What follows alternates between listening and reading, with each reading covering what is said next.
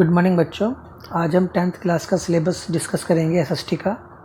आपकी जो इतिहास की बुक है उसका नाम है भारत एवं समकालीन विश्व 2।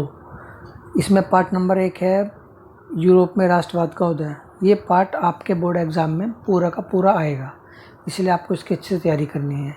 पार्ट 2 भारत में राष्ट्रवाद, ये पार्ट भी आपके पूरा का पूरा पेपर में आएगा, इसलिए आपको इसकी तैयारी अच्छे से करनी है। तीसरा पार्ट है भूमंडलीकृत विश्व का बनना, औद्योगिकरण का युग, पार्ट 4। ये दोनों पार्ट आपके बोर्ड एग्जाम में नहीं आएंगे, ये आपके केवल पीरियोडिक टेस्ट में आएंगे, इसलिए आपको इनको भी पढ़ना है। पांचवा पार्ट है आपका मुद्रण संस्कृति एवं आधुनिक दुनिया। ये पार्ट आपके सिलेबस में से काट दिया गया है और ये बोर्ड एग्जाम में आपके पार्ट नहीं आएगा। भूगोल समकालीन भारत 2। भूगोल में से आपका पहला जो पार्ट है संसाधन एवं विकास, ये पार्ट आपका एग्ज़ाम में आएगा, फुल पार्ट आएगा, इसको आपको अच्छे से पढ़ना है। पार्ट नंबर 2 वन एवं वन्य जीव संसाधन, ये पार्ट पूरी तरह से आपके सिलेबस से हटा दिया गया है और ये अब आपके इसमें से कोई भी क्वेश्चन आपके पेपर में बोर्ड एग्ज़ाम में नहीं आएगा। पार्ट 3 जल संसाधन, हालांकि इसमें से क्वेश्चन कुछ नहीं आएगा लेकिन इसमें से मैप आएगा। पार्ट 3 जो जल संसाधन है, इसमें से केवल मैप आपके एग्ज़ाम में आएंगे, तो इस पार्ट के अंदर जितने भी मैप दिए गए हैं उसकी आपको प्रैक्टिस करनी है, ठीक है। पार्ट 4 कृषि, ये पार्ट आपका पूरा का पूरा पेपर में आएगा, इसकी आपको अच्छे से तैयारी करनी है।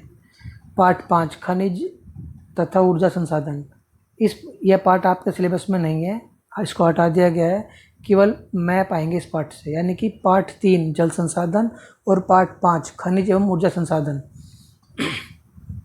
इनमें से केवल मैप ही मैप आएंगे। तो इन दोनों पार्ट में जितने भी मैप आपको दिए गए हैं बुक के अंदर, वो आपको करने हैं, प्रैक्टिस करनी है उन पार्ट की। पार्ट 6 विनिर्माण उद्योग, ये पार्ट बहुत इंपॉर्टेंट है, इसमें से एक क्वेश्चन दो क्वेश्चन जरूर आपके बोर्ड एग्जाम में आएंगे और ये आपको इसकी अच्छी तैयारी करनी है, ठीक है। तीसरा पार्ट है राष्ट्रीय अर्थव्यवस्था के जीवन रेखाएं, ये पार्ट भी आपके पेपर में फुल आएगा, इसकी भी आपको अच्छे से तैयारी करनी है, ठीक है। अगला आता है आपका ये लोकतांत्रिक राजनीति, यानी कि जो आपकी पॉलिटिकल साइंस की जो बुक है आपकी, उसमें से इसका जो पार्ट पहला है सत्ता की साझेदारी, ये पार्ट फुल आपके पेपर में आएगा। दूसरा पार्ट है संघवाद, ये पार्ट भी आपका पेपर में पूरा आएगा। लेकिन जो पार्ट नंबर 3 है लोकतंत्र की विविधता, ये पार्ट आपके सिलेबस से हटा दिया गया है। पार्ट 4 जाति धर्म एवं लैंगिक मसले, इस पार्ट को भी आपके सिलेबस से पूरी तरह से हटा दिया गया है। पांचवा पार्ट है जन संघर्ष एवं आंदोलन, ये पार्ट भी आपके सिलेबस से हटा दिया गया है। इसका मतलब ये है कि इन तीनों पार्टों में से कोई भी क्वेश्चन पेपर में नहीं आएगा। हालांकि ये पार्ट इंपॉर्टेंट है, इनको आप अपनी नॉलेज के लिए पढ़ सकते हैं, ठीक है।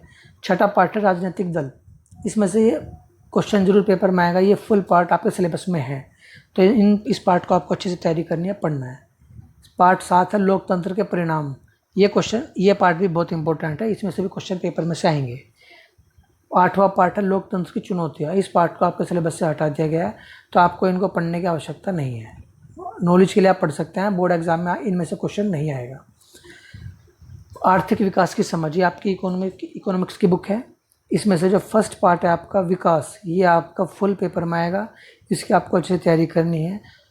पार्ट 2 भारतीय अर्थव्यवस्था के क्षेत्रक, ये भी आपका फुल पेपर में आएगा पार्ट, इसको भी अच्छे से पढ़ना है। तीसरा पार्ट है मुद्रा एवं साख, ये भी आपका पूरा का पूरा सिलेबस में है। और चौथा पार्ट है वैश्वीकरण और भारतीय अर्थव्यवस्था, ये पार्ट भी बहुत इंपॉर्टेंट है। ये सारे पार्ट, चारों पार्ट बहुत इंपॉर्टेंट है, ना केवल बोर्ड एग्ज़ाम की दृष्टि से, बल्कि आने वाली क्लास में भी ये, जब आप 11th-12th में जाएंगे तब भी ये पार्ट आपके आएंगे।